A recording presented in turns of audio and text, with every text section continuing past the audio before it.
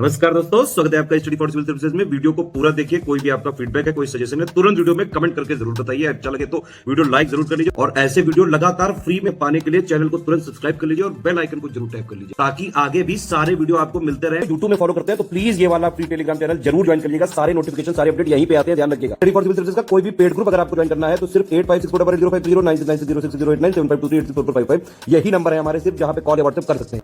Instagram पे हमारा page जरूर फॉलो कर लीजिएगा, स्टडी फॉर सिविल .सर्विसेज है। ट्विटर पे हमको जरूर फॉलो कर लीजिएगा, @study for civils है। सारे क्वेश्चन अटेम्प्ट करिए और स्कोर अपना तुरंत कमेंट करके बताइए। नमस्कार दोस्तों, आप सभी का स्वागत है स्टडी फॉर एग्जाम में। दोस्तों, यह यूपीटीपीएससी पीटी के सामान्य अध्ययन सीरीज का छठा वीडियो है।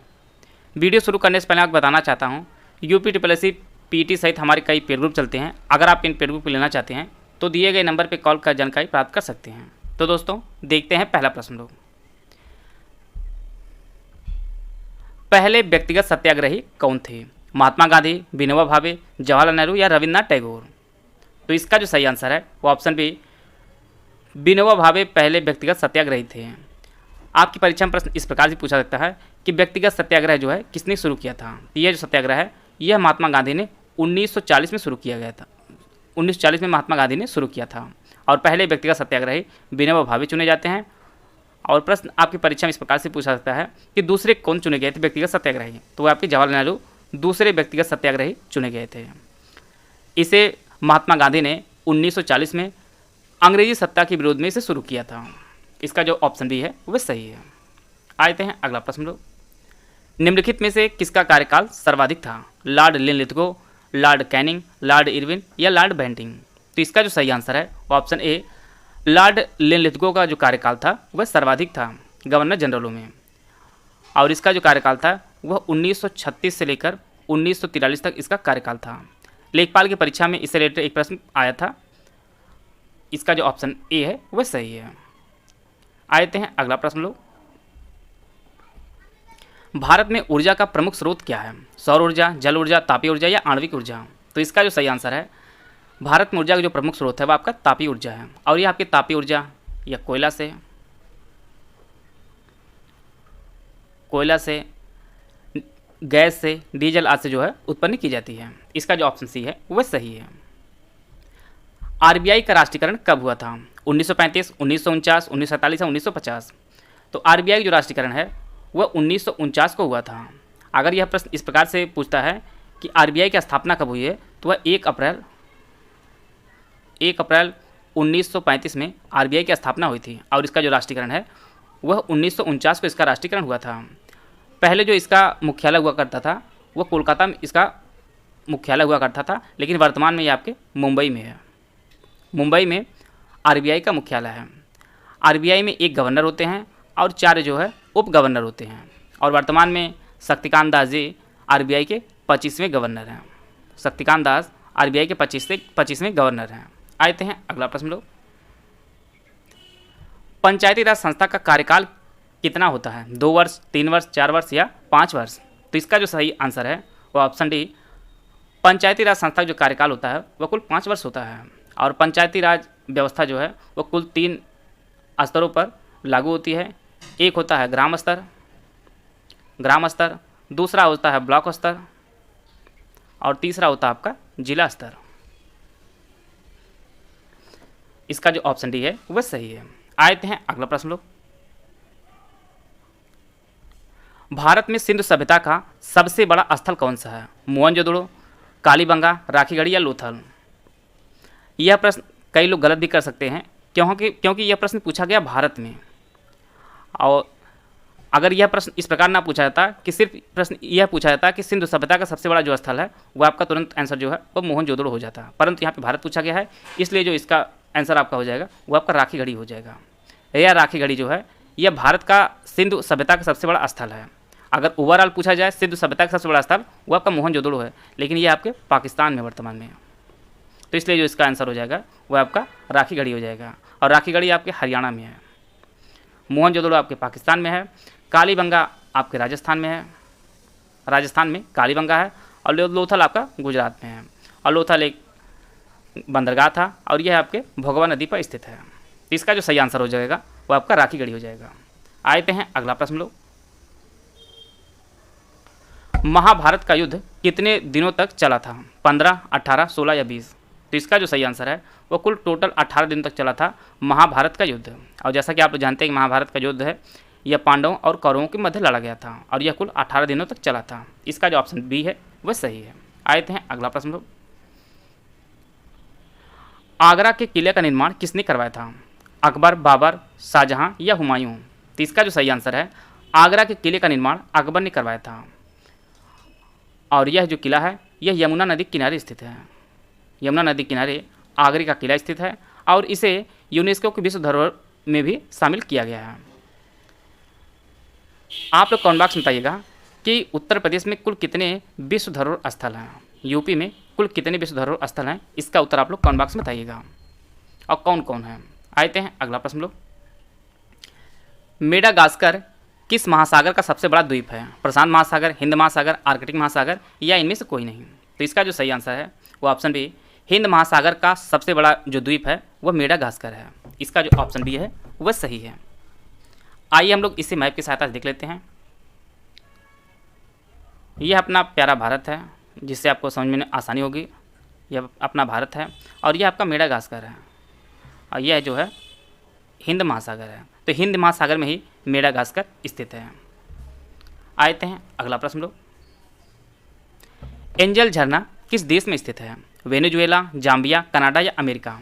तो इसका जो सही आंसर है वो ऑप्शन ए, एंजल झरना यह वेनेजुएला में स्थित है। इसका जो ऑप्शन ए है वो यह सही है और यह एंजल झरना दुनिया का सबसे ऊंचा झरना है। दुनिया का सबसे ऊंचा झरना एंजल झरना है और यह वेनेजुएला में स्थित है और वेनेजुएला जो देश है यह दक्षिण अमेरिका का एक देश है। आते हैं अगला प्रश्न लोग, विश्व का तीसरी सबसे ऊंची चोटी कौन सी है? गार्डविन ऑस्टिन, कंचनजंगा, मकालू या अन्नपूर्णा? आपकी परीक्षा में जरूर है कि हमेशा पहली या दूसरी ही पूछे, आप लोग तीसरी भी याद कर लीजिएगा। जैसा कि आप लोग जानते हैं विश्व की सबसे ऊंची जो चोटी है वह आपकी माउंट एवरेस्ट है। दूसरे स्थान पर आपकी गार्डविन ऑस्टिन है, तीसरे स्थान पर कंचनजंगा है। इसका जो ऑप्शन बी है वह सही है। आते हैं अगला प्रश्न लोग, दुनिया को कितने टाइम जोन में बांटा गया है? 12, 18, 24 या 36? तो पूरी दुनिया को जो है कुल 24 टाइम जोन में बांटा गया है। इसका जो ऑप्शन सी है वह सही है। अगर प्रश्न आपकी पूछता है परीक्षा में कि सबसे अधिक टाइम जोन किस देश में गुजरता है तो वो आपके रूस हो जाएगा। रसिया जो है सबसे अधिक टाइम जोन गुजरता है क्योंकि रसिया का जो एरिया वो भी सबसे बड़ा है। आते हैं अगला प्रश्न लोग, कर्क रेखा किस देश से नहीं गुजरती है? यहाँ पे 4 देश दिया गया है, इसमें आपको बताना है कर्क रेखा किस देश से नहीं गुजरती है। भारत, नेपाल, ओमान या मिस्र? जैसा कि आप लोग जानते हैं कि भारत से जो है कर्क रेखा गुजरती है और टोटल 8 राज्यों से भारत के कर्क रेखा गुजरती है। ओमान से भी गुजरती है, मिस्र से भी गुजरती है, लेकिन नेपाल से नहीं गुजरती है। तो इसका जो सही आंसर हो जाएगा वो ऑप्शन बी, कर्क रेखा जो है नेपाल से नहीं गुजरती है। नेपाल की राजधानी आपकी काठमांडू है। काठमांडू नेपाल की राजधानी है। ओमान की राजधानी मस्कट है और मिस्र की राजधानी आपकी काहिरा है। राजधानी को हम लोग नोट कर रहे हैं और जल्दी ये सीरीज जब पूरी हो जाएगी आपको जो है 100 से अधिक राजधानी आपको याद हो जाएगी, उसका कलेक्शन आपके पास एक हो जाएगा। आप लोग नोट करते चलिएगा। पटाका किस देश की मुद्रा है? लाओस, केन्या, मकाऊ या सीरिया? तो इसका जो सही आंसर है वह ऑप्शन सी, मकाऊ। पटाका जो मुद्रा है यह मकाऊ की है। इसका जो ऑप्शन सी है वह सही है। आते हैं अगला प्रश्न लोग, नाबार्ड की स्थापना किसकी अनुशंसा पर की गई थी? शिवरामन समिति, रंगराजन समिति, अशोक मेहता समिति या विजय केलकर समिति? तो इसका जो सही आंसर है वो ऑप्शन ए, शिवरामन समिति की अनुशंसा पर नाबार्ड की स्थापना की गई थी और इसकी जो स्थापना है वह 12 जुलाई 1982 को नाबार्ड की स्थापना की गई थी। नाबार्ड जो है यह ग्रामीण क्षेत्रों के विकास के लिए ऋण की जो सुविधा है वह उपलब्ध कराता है। कई बार इसकी जो फुल फॉर्म पूछा गया है नाबार्ड की, वह आप लोग जान लीजिए। नाबार्ड का जो फुल फॉर्म होता है वह national bank for agriculture and rural development जो है इसका फुल फॉर्म होता है और इसका जो मुख्यालय है वह आपके मुंबई में स्थित है। मुंबई में नाबार्ड का मुख्यालय स्थित है। आते हैं अगला प्रश्न लोग, मेक इन इंडिया कार्यक्रम के अंतर्गत जो है कितने क्षेत्र आते हैं? 20, 24, 25 या 18? तो इसका जो सही आंसर है, टोटल 25 क्षेत्र आते हैं मेक इन इंडिया कार्यक्रम के तहत, और इसे प्रधानमंत्री नरेंद्र मोदी सरकार ने वह 25 सितंबर 2014 को जो है शुरू किया गया था। 25 सितंबर 2014 को मेक इन इंडिया कार्यक्रम जो है वह शुरू किया गया था, और इसके यह जो कार्यक्रम है यह कुल 25 क्षेत्रों पर आधारित है। इसका जो ऑप्शन सी है वह सही है। आते हैं अगला प्रश्न लोग, जीएसटी में अधिकतम कर कितना है? 12%, 25%, 28% या 30%? तो इसका जो सही आंसर है वो ऑप्शन सी, अधिकतम जो कर है वो 28% है, और यह जो कर होते हैं वो आपके 5% से लेकर 5%, 12%, 18% और 28%। इसका जो अधिकतम होता है वो आपका 28% होता है। इसका जो ऑप्शन सी है वह सही है। आते हैं अगला प्रश्न लोग, दीवार से प्रतिध्वनि सुनने के लिए न्यूनतम दूरी कितनी होनी चाहिए? 6 मीटर, 15.8 मीटर, 17.2 मीटर या 20.5 मीटर? तो इसका जो सही आंसर है, अगर आपको प्रतिध्वनि सुननी है तो उसके लिए जो न्यूनतम दूरी होनी चाहिए वह 17.2 मीटर होनी चाहिए। इसका जो ऑप्शन सी है वह सही है। और ध्वनि के परावर्तन की घटना के कारण जो है हमें प्रतिध्वनि सुनाई देती है, और उसकी जो न्यूनतम दूरी है वह 17.2 मीटर है। आते हैं अगला प्रश्न लोग, भारी पानी की खोज किसने की थी? और इसका जो रासायनिक सूत्र होता है वो D2O होता है, और इसकी जो खोज है वो यूरे ने की थी। इसका जो ऑप्शन डी है वह सही है। और इसका जो उपयोग होता है वो परमाणु रिएक्टर में न्यूट्रॉन मंदक के रूप में जो है इसका प्रयोग किया जाता है, और यूरे ने D2O की खोज की थी, और इसी के लिए इन्हें नोबेल पुरस्कार भी प्रदान किया गया था D2O की खोज के कारण। आते हैं अगला प्रश्न लोग, निम्नलिखित राज्यों में सर्वाधिक लोकसभा सीट किस राज्य में है? बिहार, आंध्र प्रदेश, महाराष्ट्र या पश्चिम बंगाल? प्रश्न आपकी परीक्षा में इसी प्रकार से छोटे छोटे प्रश्न पूछे जाएंगे, परंतु थोड़ा सा टेक्निकली प्रश्न पूछे जाएंगे, क्योंकि सबसे बड़ा सबसे छोटा नहीं पूछा सकता, बीच वाले प्रश्न जो है पूछे जा सकते हैं। तो यह इसी प्रकार से प्रश्न बनाया गया आपको प्रैक्टिस के लिए। बिहार में जो है लोकसभा की सीट कुल 40 है, आंध्र प्रदेश में 25 है, महाराष्ट्र में 48 है, और पश्चिम बंगाल में 42 सीट है। तो इसमें जो सबसे अधिक पूछ रहा है तो इसका जो ऑप्शन सी है ये आपका महाराष्ट्र इसका सही आंसर हो जाएगा। अगर ओवरऑल पूछा जाता है कि भारत के सभी राज्यों में सबसे अधिक जो सीट है वो आपके यूपी में है, 80 है। आते हैं अगला प्रश्न लोग, सिंगापुर ओपन बैडमिंटन 2022 पुरुष एकल का खिताब किस देश के खिलाड़ी एंथोनी सिनिसुका गिंटिंग ने जीता है? तो यह जो खिलाड़ी हैं यह आपके इंडोनेशिया के हैं, जिन्होंने सिंगापुर ओपन बैडमिंटन 2022 पुरुष एकल का खिताब जो है वो जीता है। तो इसका जो ऑप्शन भी है वह सही है। आते हैं अगला प्रश्न लोग, हाल ही में सुप्रीम कोर्ट के किस पूर्व जज को बीसीसीआई का आचरण अधिकारी और लोकपाल नियुक्त किया गया है? विनीत सरन, उदय ललित, इंदिरा बनर्जी या इनमें से कोई नहीं? तो इसका जो सही आंसर है वह ऑप्शन ए, विनीत सरन को बीसीसीआई के आचरण अधिकारी और लोकपाल नियुक्त किया गया, और यह सुप्रीम कोर्ट के पूर्व जज रहे हैं विनीत सरन। इसका जो ऑप्शन ए है वह सही है। आते हैं अगला प्रश्न लोग, हाल ही में जारी नीति आयोग के इंडिया इनोवेशन इंडेक्स 2021 में प्रमुख राज्यों की श्रेणी में पहले स्थान पर कौन सा राज्य है? हरियाणा, तेलंगाना, कर्नाटक या उत्तर प्रदेश? तो इसका जो सही आंसर है वह ऑप्शन सी, कर्नाटक जो प्रथम स्थान पर है। और यह जो इंडेक्स है यह नीति आयोग ने जारी किया है, और यह जो इंडेक्स है राज्यों को 3 श्रेणियों में विभाजित किया है। आइए हम लोग उसको समझ लेते हैं इस इमेज की सहायता से।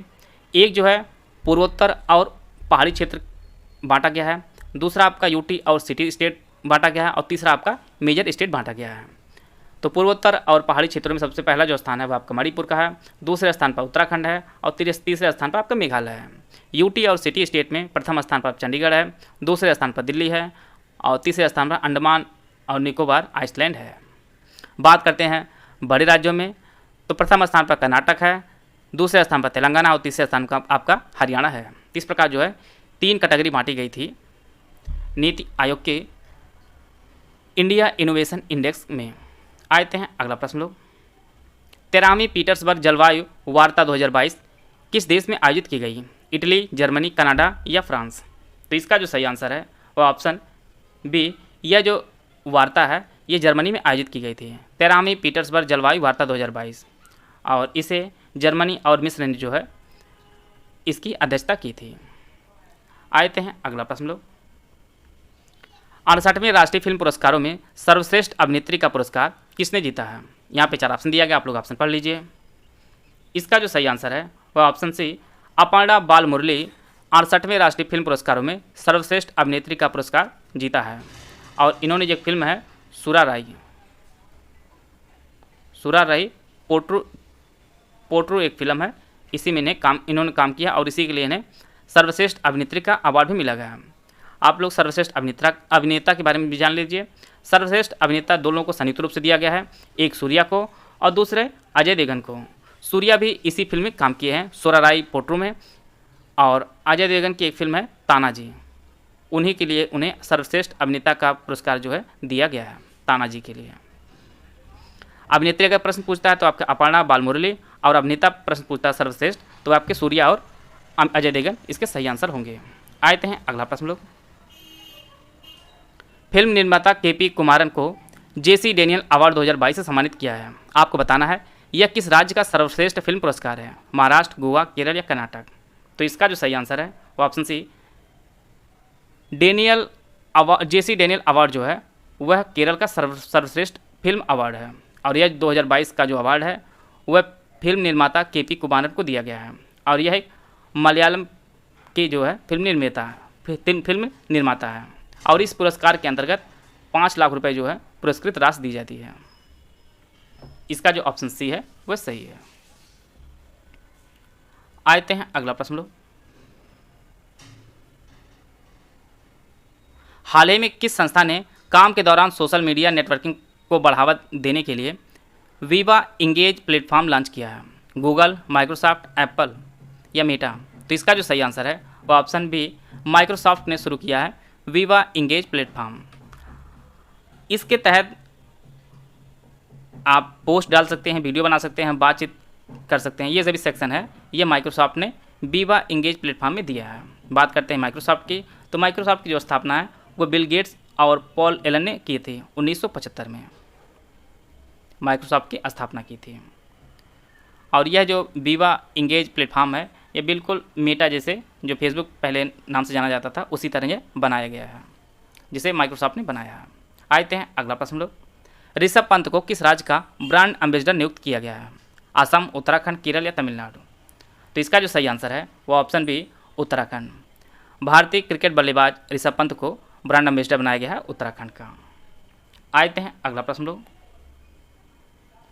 महाराष्ट्र में रविंद्र नाट्य मंदिर में किस नंबर के भारत रंग महोत्सव का शुभारंभ किया गया? 20वें, 21वें, 22वें या 23वें। तो इसका जो सही आंसर है वो ऑप्शन सी 22वें। महाराष्ट्र में रविंद्र नाट्य मंदिर में 22वें भारत रंग महोत्सव का शुभारंभ किया गया है।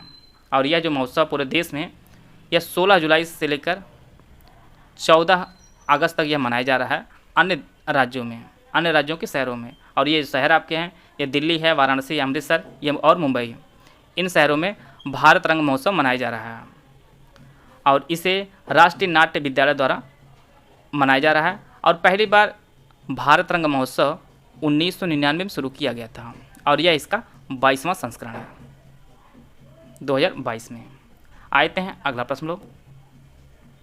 G20 में भारत ने शेरपा किसे नियुक्त किया है? राजीव कुमार, के वेणुगोपाल, अजय भट्ट या अमिताभ कांत। तो इसका जो सही आंसर है वो ऑप्शन डी अमिताभ कांत को भारत ने G20 में भारत का शेरपा नियुक्त किया है। पहले जो शेरपा है वह पीयूष गोयल को नियुक्त किया गया था, परंतु बाद में जो है इन्हें बदलकर अमिताभ कांत जो नीति आयोग के पूर्व सीईओ हैं उन्हें नियुक्त किया गया है। शेरपा वह व्यक्ति होते हैं जो किसी भी देश के व्यक्तिगत प्रतिनिधि होते हैं। और जैसा कि आप लोग जानते हैं कि अगली जो मीटिंग होने वाली है उसकी जो अध्यक्षता है वो भारत करेगा 2023 की।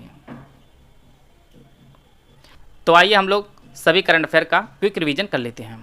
सिंगापुर ओपन बैडमिंटन 2022 पुरुष एकल खिताब इंडोनेशिया के खिलाड़ी एंथोनी सिनिसुका गिंटिंग ने जीता है। हाल ही में सुप्रीम कोर्ट के विनीत सरन को बीसीसीआई का आचरण अधिकारी और लोकपाल नियुक्त किया गया है। हाल ही में जारी नीति आयोग के इंडिया इनोवेशन इंडेक्स 2021 में प्रमुख राज्यों की श्रेणी में कर्नाटक पहले स्थान पर है। 13वीं पीटर्सबर्ग जलवायु वार्ता 2022 जर्मनी में आयोजित की गई है। 68वें राष्ट्रीय फिल्म पुरस्कारों में सर्वश्रेष्ठ अभिनेत्री का पुरस्कार अपर्णा बालमुरली ने जीता है। फिल्म निर्माता के.पी. कुमारन को जे.सी. डेनियल अवार्ड 2022 से सम्मानित किया गया है। यह जो पुरस्कार है यह केरल का सर्वश्रेष्ठ फिल्म पुरस्कार है। हाल ही में माइक्रोसॉफ्ट ने काम के दौरान सोशल मीडिया नेटवर्किंग को बढ़ावा देने के लिए विवा इंगेज प्लेटफॉर्म लॉन्च किया है। ऋषभ पंत को उत्तराखंड का ब्रांड एम्बेसडर नियुक्त किया गया है। महाराष्ट्र में रविंद्रनाथ मंदिर में 22वें भारत रंग महोत्सव का शुभारंभ किया है। G20 में भारत ने शेरपा अमिताभ कांत को नियुक्त किया गया है। आशा है आप सभी को बहुत कुछ जानने को मिला होगा। वीडियो अगर आपको अच्छा लगा तो आप लाइक कर सकते हैं, चैनल सब्सक्राइब कर लीजिए। वीडियो को पूरा देखने धन्यवाद। जय हिंद, जय भारत।